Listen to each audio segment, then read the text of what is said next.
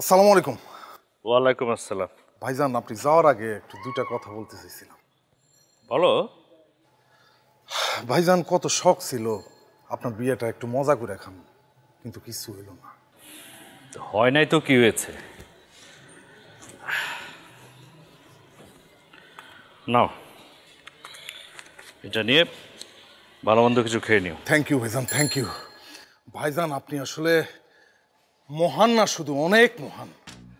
ভাইজান, আমি চিন্তা করছি আজকে রাতে আমি ছুটি নিব, ভালো মন্দ পোশাক পরব, এরপরে একটা কমিউনিটি সেন্টারে চলে যাব।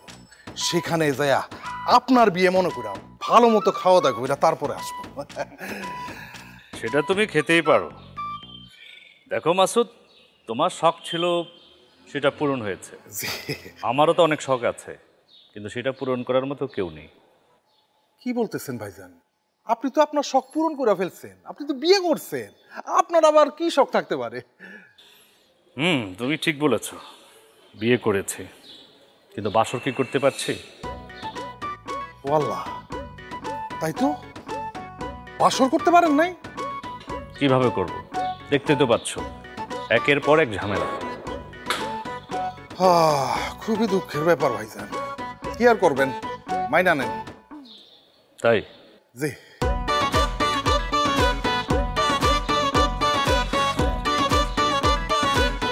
ভাইজান, তুমিও মেনে নাও।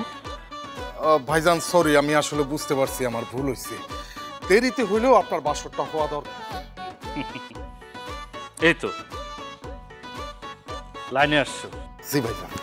শোনো, আসলে আমার বাসর ঘরের কথা আমি তো নিজ মুখে বলতে পারি না, লজ্জার ব্যাপার। তোমরা যারা তৃণমূলের মানুষ, তোমরা সবাই আমার বাসর রাতের জন্য দাবি তুলতে পারো। তাছাড়া তোমাদের কথার একটা মূল্য আছে। ঠিক আছে ভাইজান, আপনি কোনো টেনশন করেন না, আপনি বলছেন বাসরের ব্যবস্থা আমি করতেছি, আপনি কোনো চিন্তা করেন না। না, তুমি একা তো করতে পারবে না, তোমার সঙ্গে আরো যারা আছে সবাইকে নিয়ে নাও।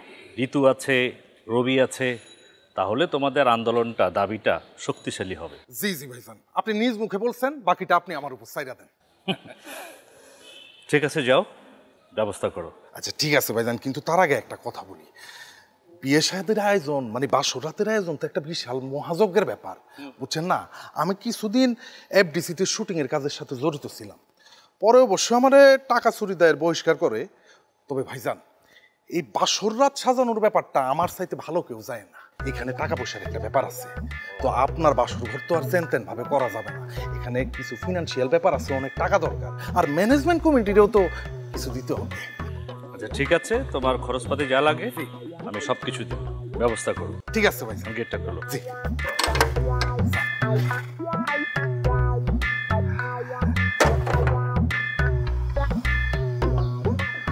ইনকামের ব্যবস্থা আল্লাহ পাক নিজ হাতে করে দে।